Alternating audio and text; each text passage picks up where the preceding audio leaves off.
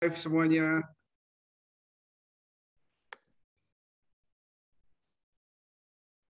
Oke, Bapak-bapak, Ibu-ibu, hari ini adalah tanggal 1 Agustus. Kita memasuki bulan kemerdekaan Republik Indonesia.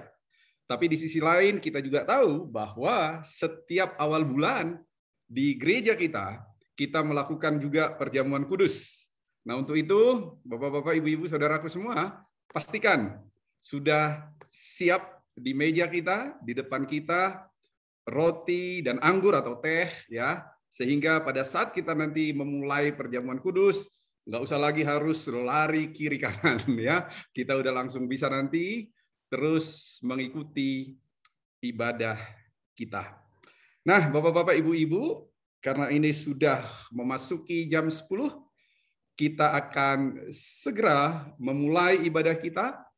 Mari kita siapkan hati kita untuk bersekutu, memuji Tuhan, dan selanjutnya nanti kita akan mendengarkan firman Tuhan. Nah, untuk itu kita akan awali dengan tim praise yang dipimpin oleh Ibu Lucia. Kami persilakan.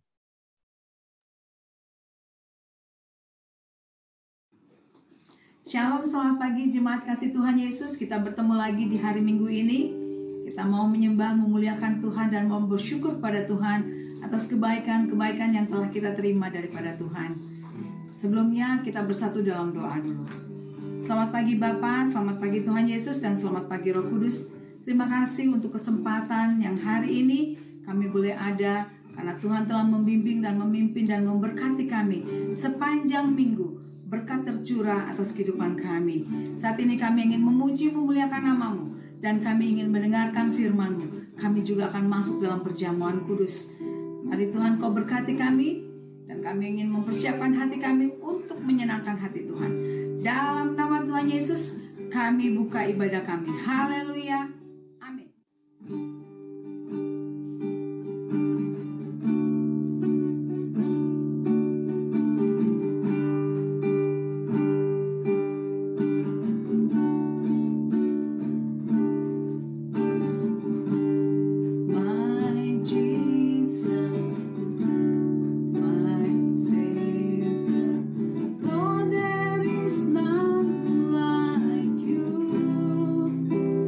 Oh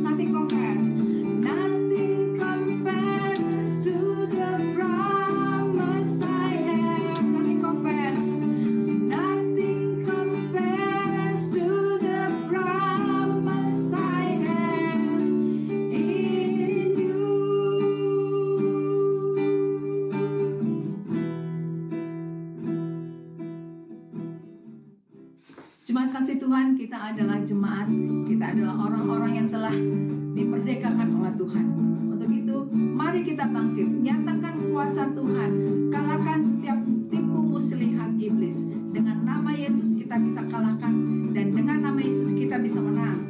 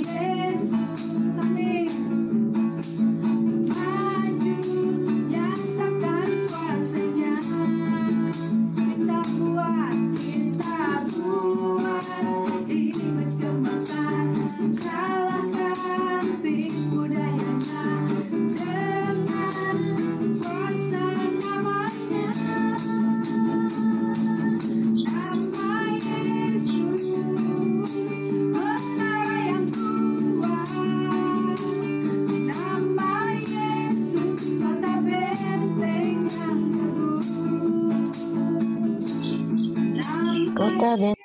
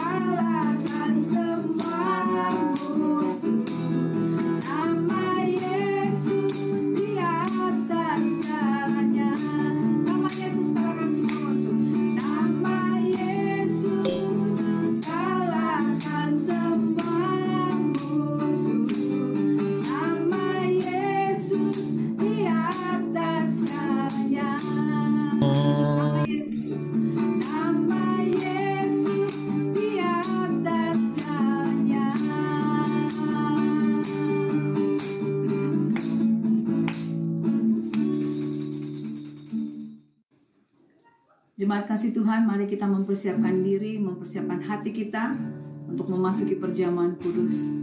Dialah Tuhan yang telah menyelamatkan kita. Dialah Tuhan yang telah memulihkan kita. Dan dialah Tuhan yang selalu menyembuhkan kita dan selalu memberkati kita.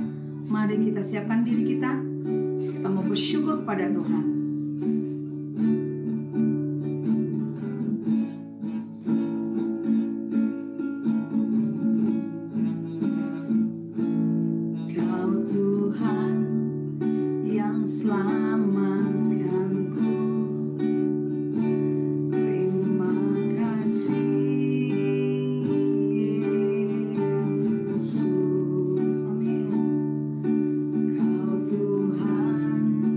Yang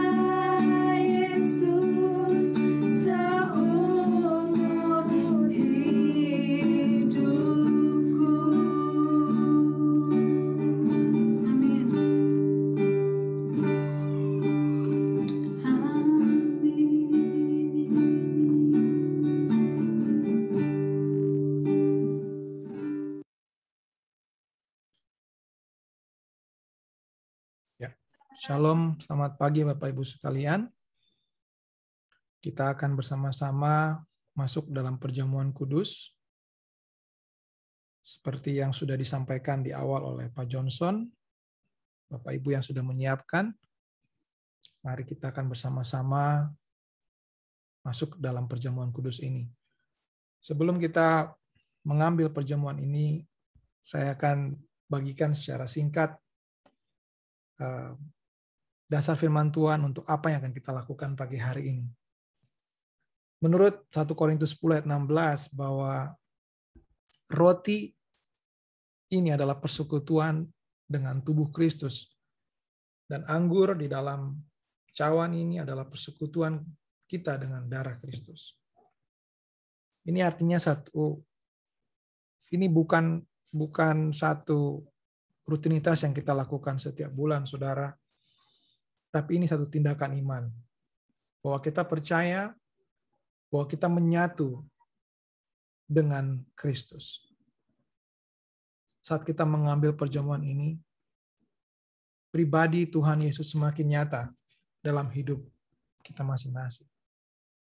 Tuhan suruh kita mengingat Dia, mengingat kematiannya, mengingat kebangkitannya.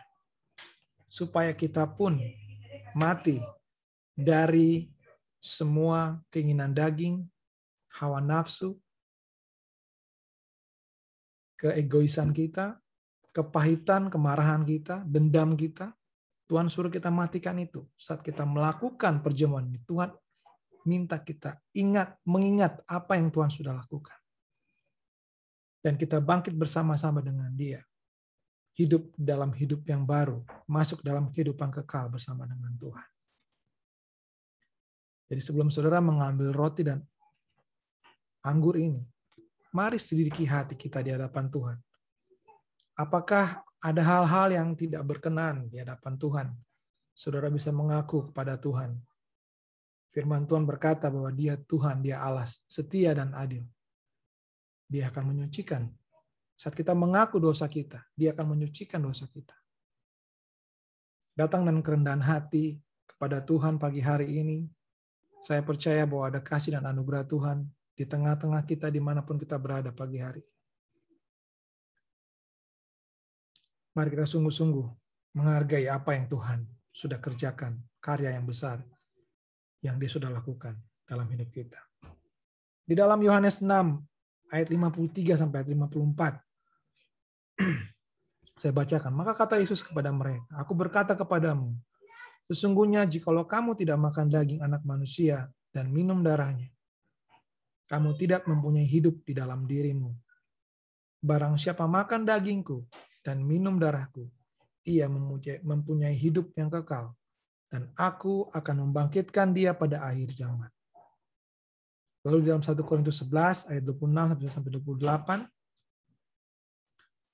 yang berkata, "Sebab setiap kali kamu makan roti ini dan minum cawan ini, kamu memberitakan kematian Tuhan sampai Ia datang.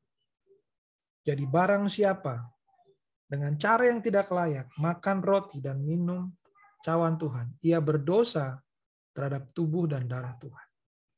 Karena itu hendaklah tiap-tiap orang menguji dirinya sendiri, baru sesudah itu ia makan roti dan minum dari cawan itu." Kita akan berdoa bersama-sama. Saya mengajak saudara juga bisa berdoa dalam hati saudara, bahwa hidup saudara, apapun yang saudara alami hari-hari ini, saya percaya saat kita mengambil perjamuan ini, ada kuasa Tuhan beserta dengan kita. Ya, mari kita berdoa. Tuhan, kami bersyukur, berterima kasih untuk anugerah-Mu. Kalau kami boleh masuk di bulan yang baru ini, Tuhan.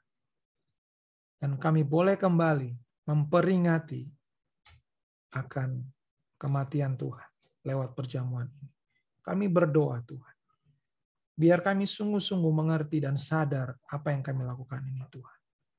Sekiranya ada yang tidak berkenan di hadapan Engkau, kami minta ampun, Tuhan. Dan biarlah saat kami memakan roti dan anggur ini, minum anggur ini, Tuhan, kami menyatu dengan Engkau. Sehingga pribadi-Mu semakin nyata dalam hidup kami, ya Tuhan. Ampuni kesalahan kami, Tuhan. Kuduskan kami, ya Tuhan. Terima kasih ya Tuhan Yesus. Berkati roti dan anggur ini. Di dalam nama Tuhan Yesus kami berdoa. Haleluya. Amin. Saudara boleh mengambil roti dan mengangkat roti ini melewati kepala saudara. Ketika Tuhan Yesus mengadakan perjamuan terakhir dengan murid-muridnya, ia mengambil roti, mengucap syukur, lalu memecah-mecahkannya dan memberikannya kepada mereka. Katanya, inilah tubuhku yang diserahkan bagimu. Perbuatlah ini menjadi peringatan akan aku. Apakah saudara percaya dengan memakan roti ini adalah persekutuan kita dengan tubuh Kristus? Makanlah dalam nama Tuhan Yesus.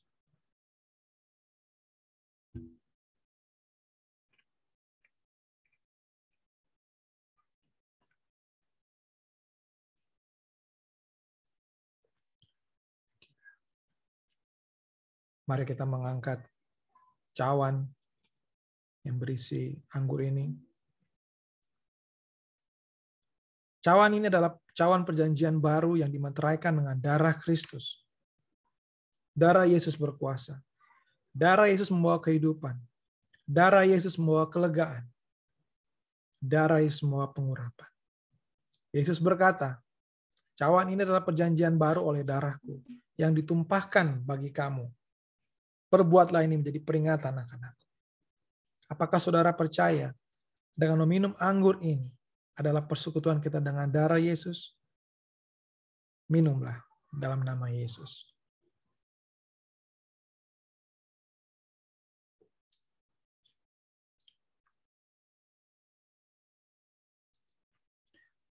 Thank you, Lord. Mari kita mengambil waktu untuk mengucap syukur kepada Tuhan. Angkat hatimu, angkat suaramu, naikkan pujian bagi Dia. Sebab Dia baik, Dia setia, Dia berkuasa. Haleluya. Terima kasih Tuhan. Terpujilah namamu, Yesus Tuhan, Juru Selamat kami. Bapa, kami bersyukur Tuhan untuk tubuh dan darah-Mu yang tercurah bagi dosa-dosa kami. Kami mengingat kembali akan pengorbanan Tuhan. Tuhan, di hadapan Engkau, kami mengambil keputusan untuk hidup bagi Engkau, Tuhan. Ampuni kami kalau seringkali kami masih gagal, tapi kami percaya bahwa ada anugerah Tuhan untuk kami selalu hidup dalam Engkau, melakukan apa yang firman Tuhan katakan buat kami ya Tuhan. Tuhan, pagi hari ini sekiranya di antara kami ada yang bergumul dengan kesehatan, bergumul di dalam keluarga, bergumul dalam finansial Tuhan. Kami percaya ada kuasa-Mu di tengah-tengah kami pagi hari ini ya Tuhan.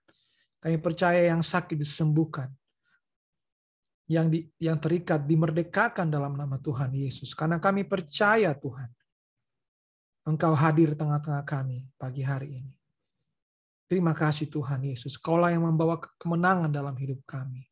Kaulah yang membawa damai sejahtera dalam hidup kami ya Tuhan. Kami bersyukur kalau kami boleh mengambil perjamuan ini. Semua oleh karena anugerah Tuhan bagi setiap kami. Terima kasih Bapa. Kami bersyukur di dalam nama Tuhan Yesus. Kami berdoa. Haleluya. Amin.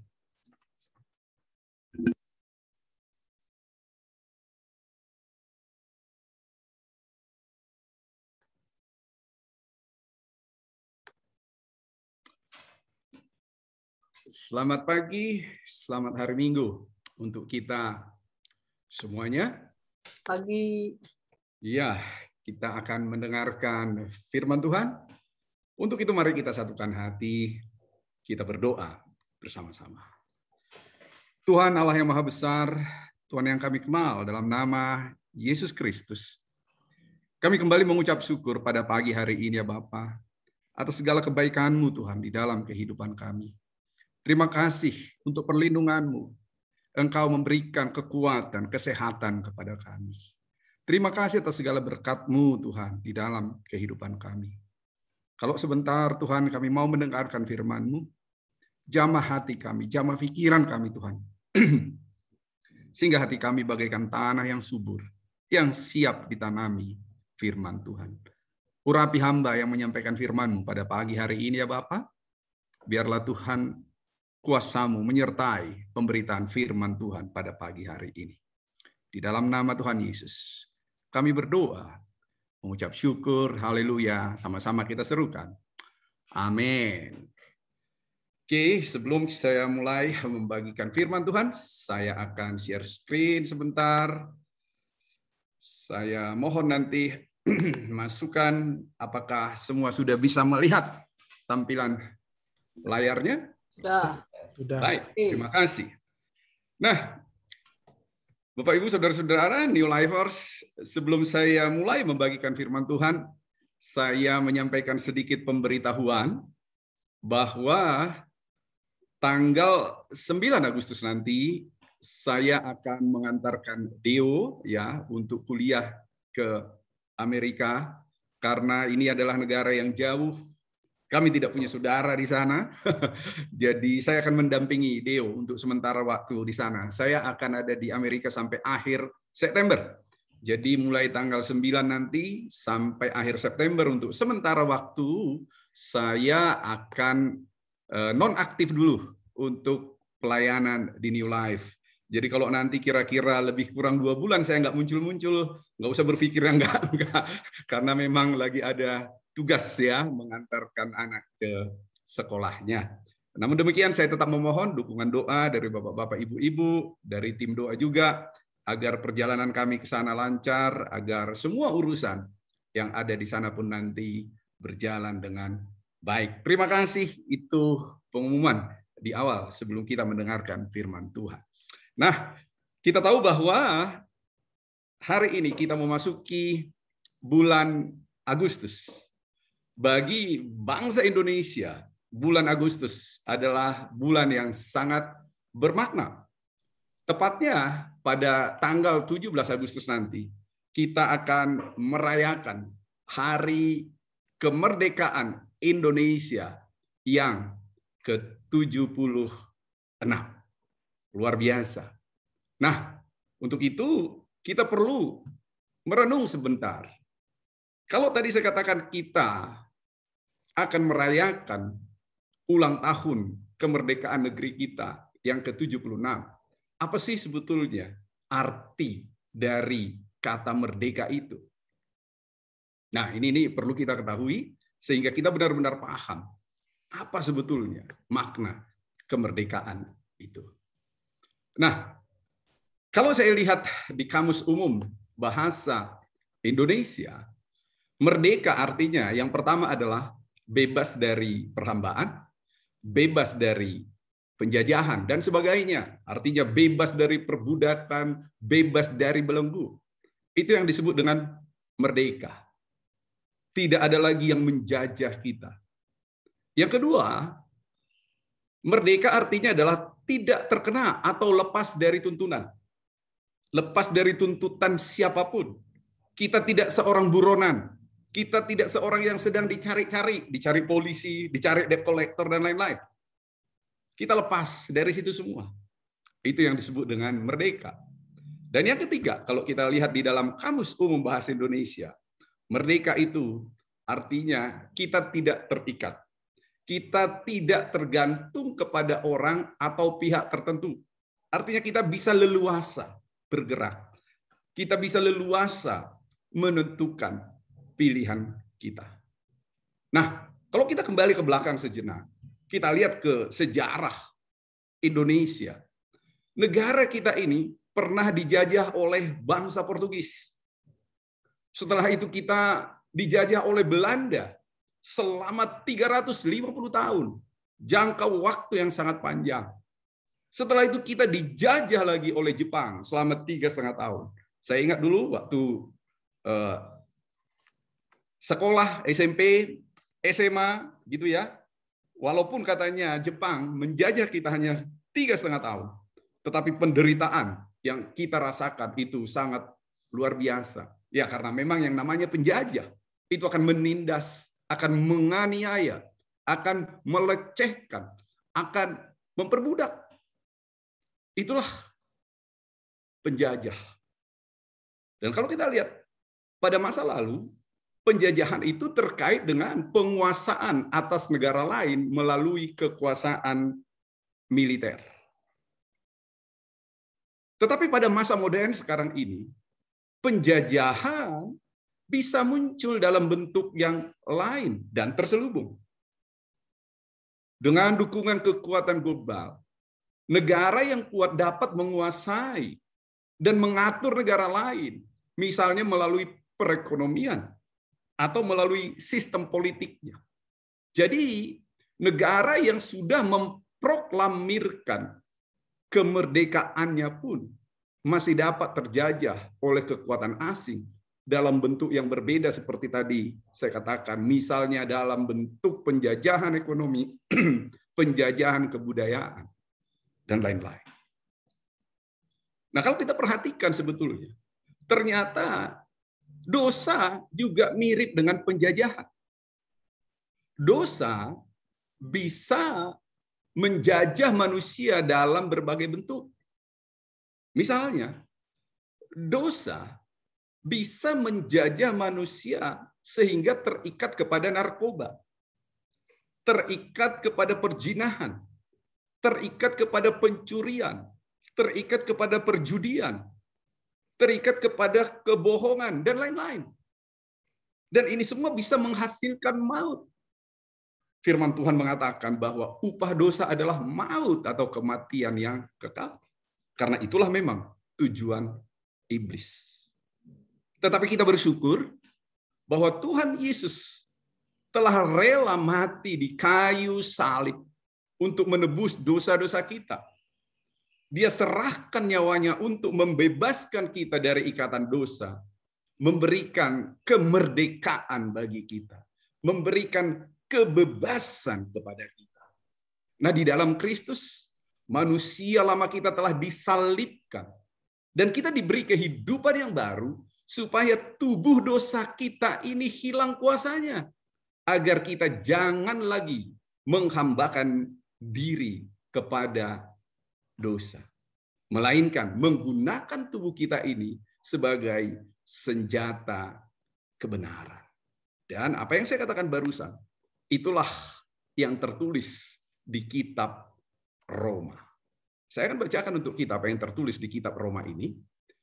Di kitab Roma 6, ayat 6 dikatakan, karena kita tahu bahwa manusia lama kita telah turut disalibkan, supaya tubuh dosa kita hilang kuasanya, agar jangan kita menghambakan diri lagi kepada dosa. Sangat jelas di sini dikatakan, manusia lama kita telah turut disalibkan. Kita telah mati dengan dosa-dosa kita. Kita adalah ciptaan baru di dalam Tuhan. Ayat 11, demikianlah hendaknya kamu memandangnya bahwa kamu telah mati bagi dosa, tetapi kamu hidup bagi Allah dalam Kristus Yesus. Kita adalah ciptaan baru yang telah dimerdekakan, yang telah dilepaskan dari ikatan dosa. Ayat 13, dan janganlah kamu menyerahkan anggota-anggota tubuhmu kepada dosa untuk dipakai sebagai senjata kelaliman, tetapi serahkanlah dirimu kepada Allah sebagai orang-orang yang dahulu mati, tetapi yang sekarang hidup. Dan serahkanlah anggota-anggota tubuhmu kepada Allah untuk menjadi senjata-senjata kebenaran. Luar biasa. Jadi, di dalam Kristus, dengan pengorbanan Kristus, kita tidak lagi dijajah oleh dosa, kita tidak lagi terikat kepada kedagingan, tetapi kita telah dimerdekakan. Kita adalah orang-orang yang merdeka. Kita adalah orang-orang yang telah diberi kebebasan. Itu yang dikatakan di kitab pasal 6 Roma ini. Namun, kita juga harus coba mengerti, kita juga harus coba memahami apa makna kemerdekaan yang sesungguhnya. Karena banyak orang yang salah menafsirkan makna kemerdekaan, banyak orang yang salah menafsirkan makna kebebasan. Ada orang yang berpikir, wah karena saya sudah merdeka, karena saya sudah bebas, maka aku bisa melakukan apapun sesuka hatiku. Maka aku bisa melakukan apapun tanpa peduli kepada orang lain. Itu adalah pendapat yang salah. Kita akan belajar bahwa makna kemerdekaan, makna kebebasan, bukan berarti kita bisa seenaknya, sesuka-suka kita melakukan segala sesuatu. Nah, karena itu, poin yang pertama yang akan kita pelajari pada hari ini tentang makna kemerdekaan adalah bahwa satu, kemerdekaan bukanlah kebebasan yang tanpa aturan, tetapi kemerdekaan adalah kebebasan yang ada batasan-batasannya. Ini yang pertama yang kita lihat, dan ini bisa kita lihat tertulis di kitab Yohanes 8 ayat 31 sampai 32. Saya bacakan untuk kita ayat 31. Maka katanya kepada orang-orang yang Yahudi yang percaya kepadanya, ini yang berkata adalah Yesus, jikalau kamu tetap dalam firman-Ku, kamu benar-benar adalah murid-Ku, dan kamu akan mengetahui kebenaran, dan kebenaran itu akan memerdekakan kamu. Saya ulangi apa yang dikatakan oleh Tuhan Yesus. Jikalau kamu tetap dalam firman-Ku, kamu benar-benar murid-Ku, dan kamu akan mengetahui kebenaran, dan kebenaran itu akan memerdekakan kamu. Jadi di sini jelas dikatakan bahwa kemerdekaan kita di dalam Tuhan tetap ada rambu-rambu. Yaitu jikalau kamu tetap dalam firman-Ku. Tuhan mau kita tetap merdeka sesuai dengan firman Tuhan. Jadi kalau kita renungkan kembali apa yang tertulis di sini, Yesus mau mengatakan bahwa firman Tuhan itu akan menolong kita mengetahui kebenaran. Kebenaran yang sesuai dengan firman Tuhan. Dan kebenaran itulah yang akan membuat kita menjadi orang-orang yang bebas, yang merdeka. Jadi kalau kita katakan kita orang Kristen yang merdeka, berarti kita harus menolak hal-hal yang bertentangan dengan firman Tuhan. Tapi sebaliknya, kita harus melakukan apa yang diperintahkan Tuhan kepada kita. Jadi dengan kata lain, kemerdekaan di dalam Kristus ada aturan main. Kemerdekaan di dalam Kristus bukan sesuka-suka kita. Ada rambu-rambu, yaitu bahwa kita harus melakukan firman Tuhan. Dan kita tidak boleh melakukan segala sesuatu yang bertentangan dengan firman Tuhan. Nah, ini yang harus kita pahami.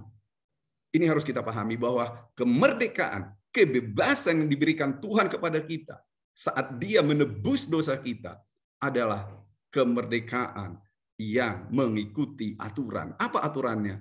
Firman Tuhan. Coba kita bayangkan sejenak. Jika peraturan ditiadakan di dalam dunia ini, sehingga negara manapun bebas menyerang negara lain, maka yang kuat, negara yang superpower, akan seenaknya aja menduduki negara lain. Coba bayangkan, jika negara-negara yang adikuasa itu, tanpa ada aturan, tanpa ada halangan, suka-sukanya mencaplok negara lain, musnahlah negara-negara kecil itu. Coba bayangkan kalau orang bebas mengambil milik orang lain, terjadi kekacauan. Coba bayangkan kalau rambu-rambu lalu lintas tidak ada pada saat kita naik kendaraan. Chaos yang terjadi. Pasti dijamin itu. Kita akan hidup dalam kekacauan. Kita akan hidup dalam kerusuhan. Kita akan hidup dalam ketidaknyamanan. Itu yang terjadi. Kalau kemerdekaan itu tanpa batas, kalau kemerdekaan itu tanpa peraturan. Dan kita juga harus mengerti bahwa kebebasan tanpa batas, kebebasan tanpa aturan juga akan membuat kita terjajah kembali. Kebebasan tanpa aturan, kebebasan tanpa batas justru akan membuat kita terjajah kembali, terikat kembali, akan menjadi budak kembali. Contoh sederhana. Katakan kita punya anak-anak di rumah, anak-anak sekolah nih. yang hobi main game. Kalau tidak ada peraturan, kalau tidak ada batasan berapa jam dia boleh bermain game setiap hari, kita biarkan sesuka-sukanya untuk bermain game, apa yang terjadi? Sekolahnya akan hancur, PR-nya akan bobrok, matanya akan rusak. Kita udah banyak tahu itu karena kebanyakan nonton gadget, melihat gadget. Mata anak-anak sekarang banyak yang udah rusak. Bahkan yang lebih parahnya lagi, ada orang yang mati gara-gara kecanduan dengan game, dengan gadget. Itu bahayanya. Kalau kebebasan itu tanpa batas, itu bahayanya. Kalau kebebasan itu tanpa peraturan. Dan tentu bukan hanya urusan main game, kebebasan yang tanpa aturan ini akan merusak.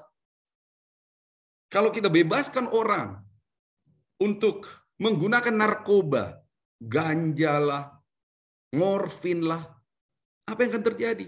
Dia akan kecanduan. Kalau kita biarkan anak-anak muda, remaja-remaja kita pacaran bebas, free sex, apa yang terjadi? Mereka akan menjadi budak seks. Itu dampak. Kalau kebebasan itu tanpa batas, itu dampak. Kalau kebebasan itu, kemerdekaan itu tanpa aturan. Maka sesuai dengan firman Tuhan ini, Yohanes 8, ayat 31-32, ada guidance, ada tuntunan dari firman Tuhan agar kita melakukan hal yang benar. Dan untuk memastikan juga kita tidak hidup menurut kecenderungan hati kita yang berdosa.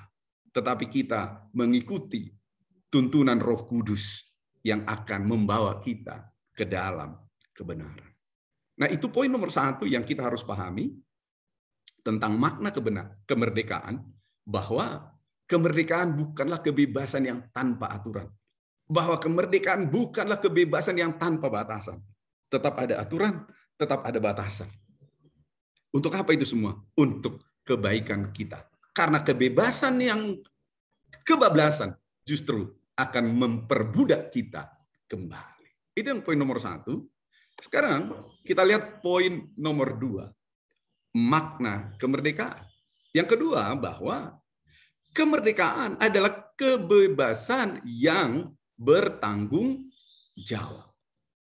Jadi kalaupun kita katakan kita merdeka, kalaupun kita katakan kita bebas melakukan sesuatu, tetapi ada tanggung jawab yang mengikutinya. Nah, ini yang kita baca di 1 Petrus 2 ayat 16.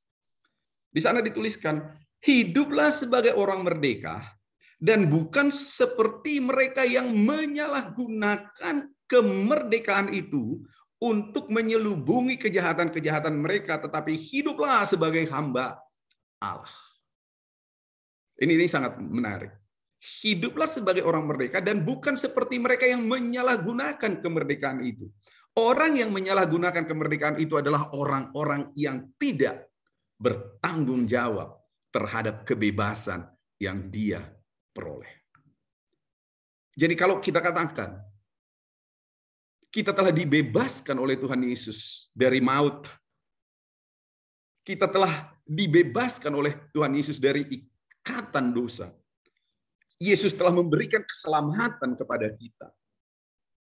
Kita tetap harus bertanggung jawab atas keselamatan yang diberikan oleh Tuhan itu kepada kita.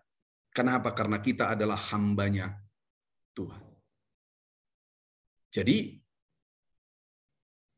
sebagai orang merdeka yang diberi wewenang, kita harus tetap memiliki tanggung jawab. Saya kasih misalkan satu contoh. Katakan kita diangkat sebagai pemimpin perusahaan atau diangkat sebagai menteri di negeri ini. Lalu kita diberi kebebasan untuk mengelola uang perusahaan itu.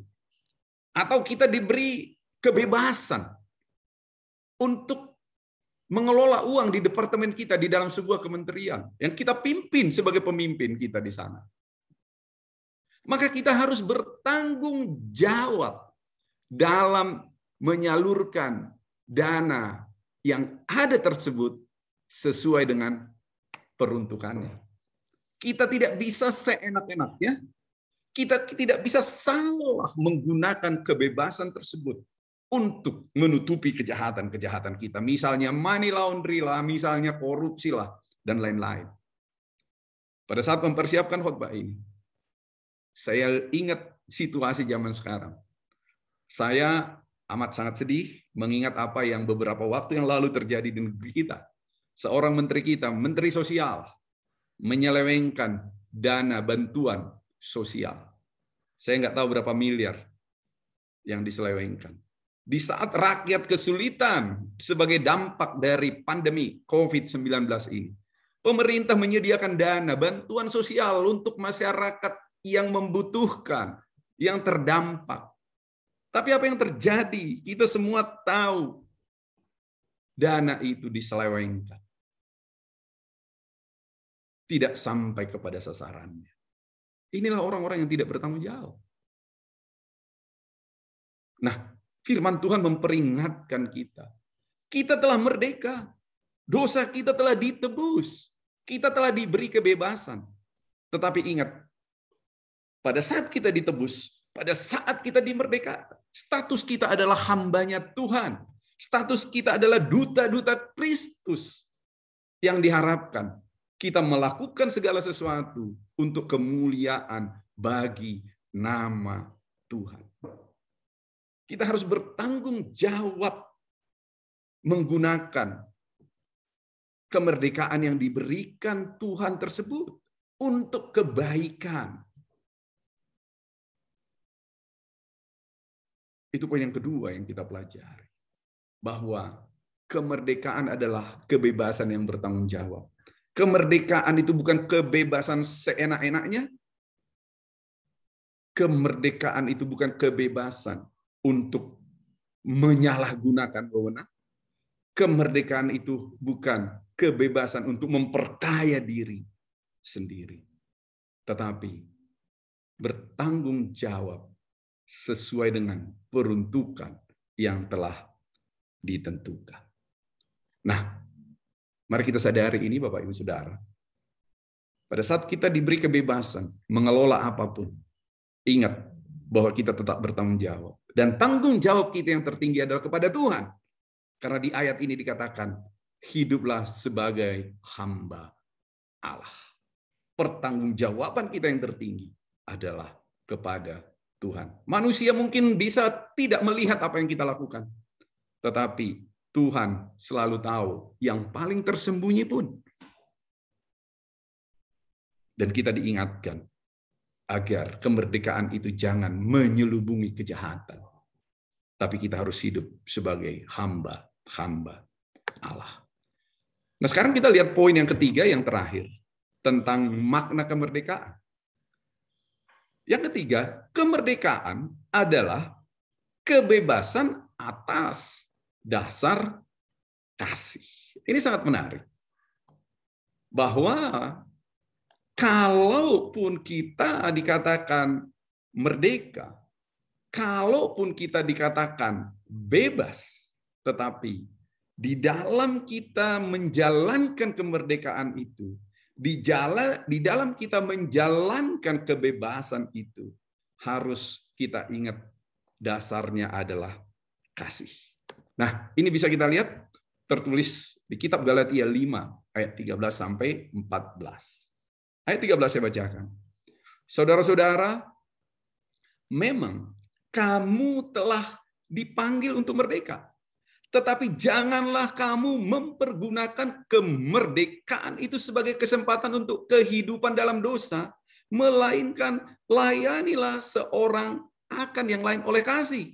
Sebab seluruh hukum Taurat tercakup dalam satu firman ini, yaitu kasihilah sesamamu manusia seperti dirimu sendiri. Satu ayat yang sangat luar biasa.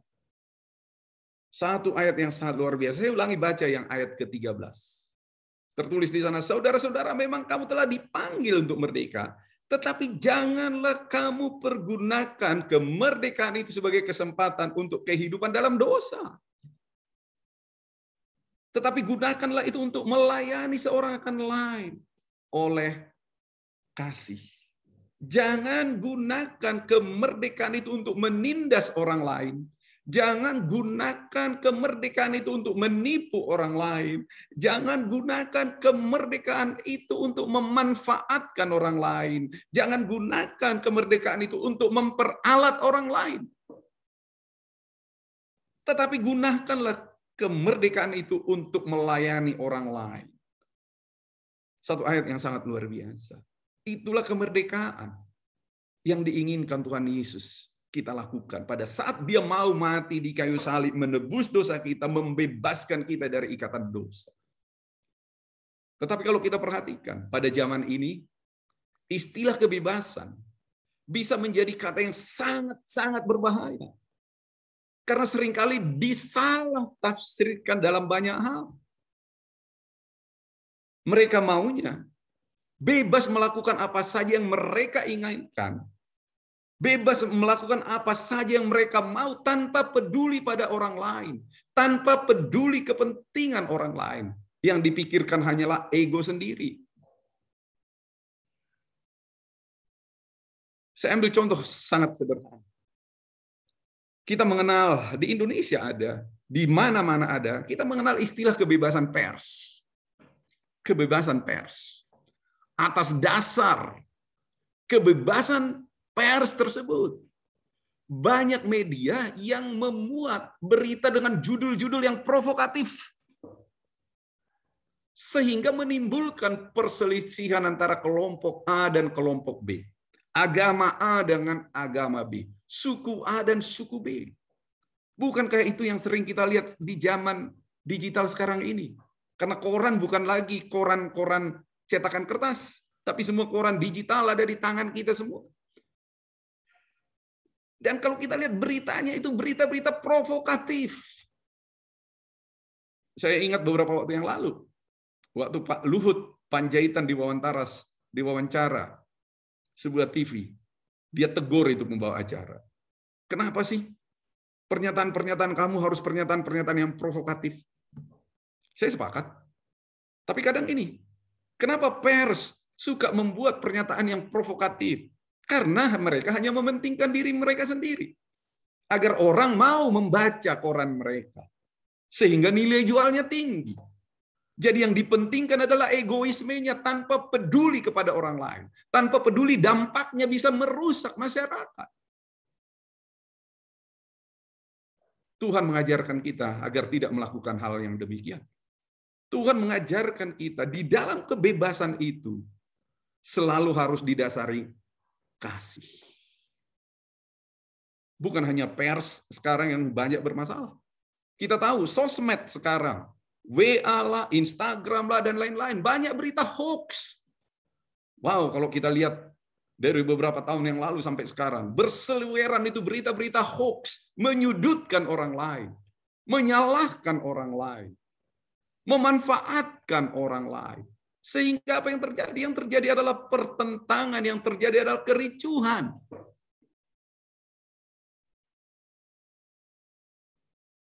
Luar biasa. Itulah kondisi yang ada sekarang ini. Nah, Bapak Ibu Saudaraku, ayat ini mengingatkan kita agar di dalam kemerdekaan, di dalam kebebasan yang kita miliki ini, lakukanlah itu semua dengan kasih. Layani seorang akan yang lain, artinya mari kita saling membantu, mari kita saling membangun, mari kita saling menguatkan, mari kita saling mendoakan. Biarlah yang keluar dari mulut kita, dari sosmed kita adalah hal-hal yang positif, yang bisa menjadi berkat bagi orang lain. Itulah yang disebut dengan kasih kepada sesama. Mari kita peduli kepada perasaan orang lain, peduli pada nasib orang lain, peduli kepada kepentingan orang lain. Jangan hanya memikirkan kepentingan kita sendiri. Firman ini mengatakan, kasihilah sesamamu seperti dirimu sendiri. Artinya, sebelum kita melakukan apapun, sebelum kita memposting sesuatu, renungkan sejenak. Kalau hal itu terjadi kepada saya, kalau hal itu ditujukan kepada saya, bagaimana perasaan saya? Bagaimana sikap saya? Dengan demikian kita bisa menilai, perlukah ini saya lakukan? Apakah ini akan membawa kebaikan atau ini akan membawa malapetaka? Kita tahu saat ini banyak sekali berita-berita hoax yang merusak, yang membuat kekacauan di negara ini. Nah, firman Tuhan ini mengingatkan kita apa makna kemerdekaan. Bahwa di dalam kemerdekaan itu kita harus selalu ingat, lakukanlah itu dengan kasih. Nah, Bapak Ibu, sebagai penutup, saya akhiri dengan satu ayat. Galatia 5 ayat 1. Supaya kita sungguh-sungguh merdeka, Kristus telah memerdekakan kita. Karena itu berdirilah teguh dan jangan mau lagi dikenakan huk perhambaan. Saya ulangi, supaya kita sungguh-sungguh merdeka. Lepas dari keinginan daging, lepas dari nafsu duniawi, lepas dari ikatan dosa. Kristus telah memerdekakan kita dengan harga yang sangat mahal, yaitu darahnya yang tercurah bagi kita, nyawanya yang dikorbankan untuk menebus dosa kita. Jangan sia-siakan pengorbanan Kristus di kayu salib untuk memerdekakan kita. Jangan sia-siakan penderitaan Kristus di kayu salib yang telah menyelamatkan kita dari kutuk dosa. Mari kita berdiri teguh untuk melawan segala keinginan-keinginan dosa. Tadi kita sudah belajar. Kita adalah orang-orang yang telah dimerdekakan di dalam Tuhan. Dengan apa yang pertama? Lakukan kebebasan yang punya aturan, yaitu firman Tuhan. Lakukan kebebasan yang bertanggung jawab. Lakukan kebebasan yang dilandasi kasih kepada sesama. Kita tahu, kalau kita hanya menonjolkan kemerdekaan, menonjolkan kebebasan, tanpa ada aturan, tanpa ada tanggung jawab, tanpa ada kasih kepada orang lain, yang terjadi adalah kekacauan. Saya baru kemarin mendengar berita di luar negeri, selama ini sudah sangat bagus mereka menangani COVID-19. Tapi kita tahu sekarang ada varian Delta yang sangat menular. Pemerintah sudah membuat peraturan agar mereka menggunakan masker. Tetapi penduduknya protes dengan alasan kebebasan, dengan alasan hak asasi manusia. Mereka tidak mau menggunakan masker. Apa yang terjadi? Saling menularkan. Dan sekarang pertumbuhan COVID di negeri itu menjadi besar. Bahkan mungkin gak usah jauh-jauh kita ambil contoh di negara kita. Sebelum Lebaran beberapa waktu yang lalu, pemerintah sudah selalu mengingatkan kita, jangan mudik dulu dah.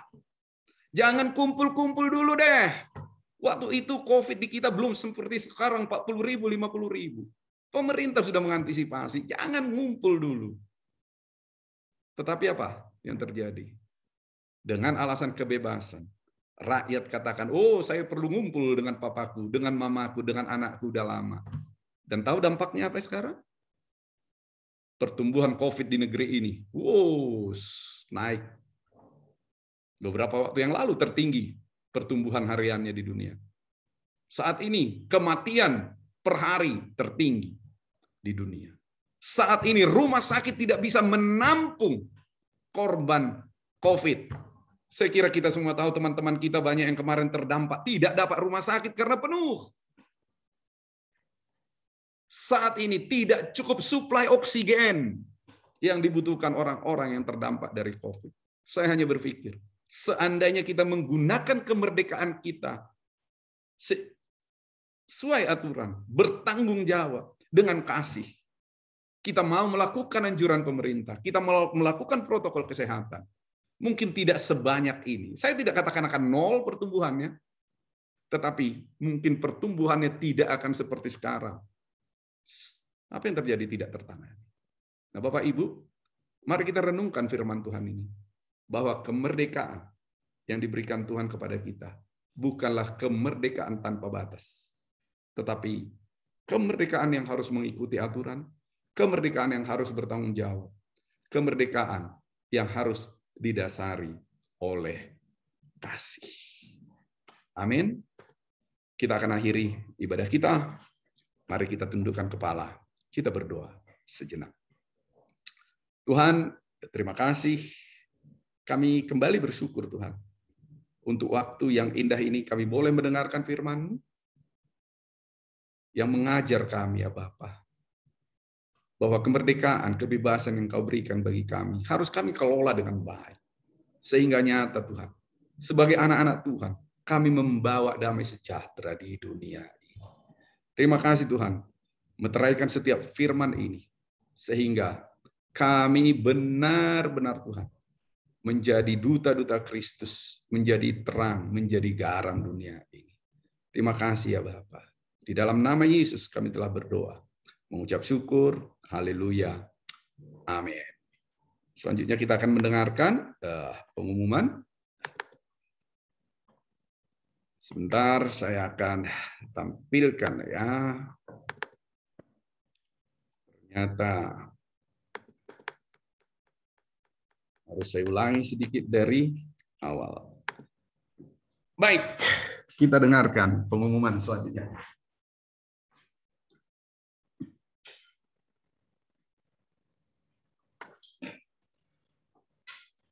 Oke. Demikianlah tadi kita sudah mendengarkan firman Tuhan dengan tema makna kemerdekaan.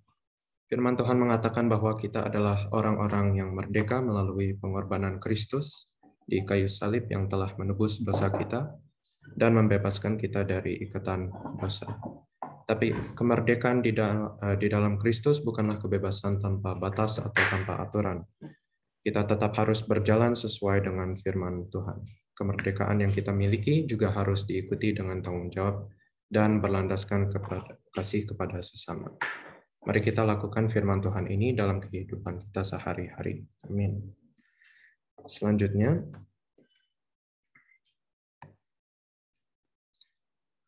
tema khotbah untuk kita sepanjang bulan Agustus adalah Freedom. Judul khotbah buat tanggal 1 hari ini adalah makna kemerdekaan yang dibawakan oleh Pastor Johnson Sinaga. Pada tanggal 8, judul khotbahnya Harga Kemerdekaan yang dibawakan oleh Bapak Agus Rohaidi. Tanggal 15, judul khotbahnya Kemerdekaan Sejati oleh Pastor Steve Budiman. Tanggal 22, The Freedom in Forgiving oleh Pastor Amos Sukamto. Dan tanggal 29, Financial Freedom oleh Pastor Aan Tanumi Harja. Selanjutnya,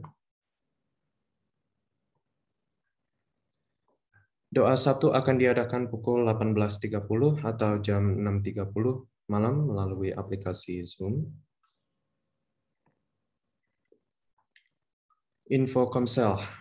Komsel Martoria akan diadakan hari Kamis pada tanggal 5 Agustus 2021 pukul 19 melalui Zoom. Komsel Koinonia akan diadakan hari Jumat tanggal 6 Agustus pukul 19 melalui Zoom, dan Komsel Youth akan diadakan hari Sabtu pukul 19.30 via Zoom. Selanjutnya,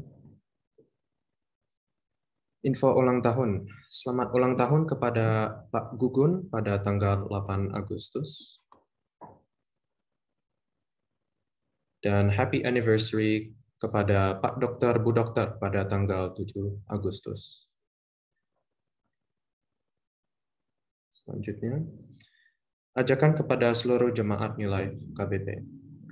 Bagi jemaat New Life KBP yang rindu untuk memberikan persembahan, perpuluhan, atau ucapan syukur bisa transfer ke bank account New Life dengan nomor rekening 794-055-9922 atas nama GPK Jemaat New Life KBP, atau dapat ditransfer melalui QR Code seperti yang di bawah ini. Happy Sunday, Tuhan Yesus memberkati.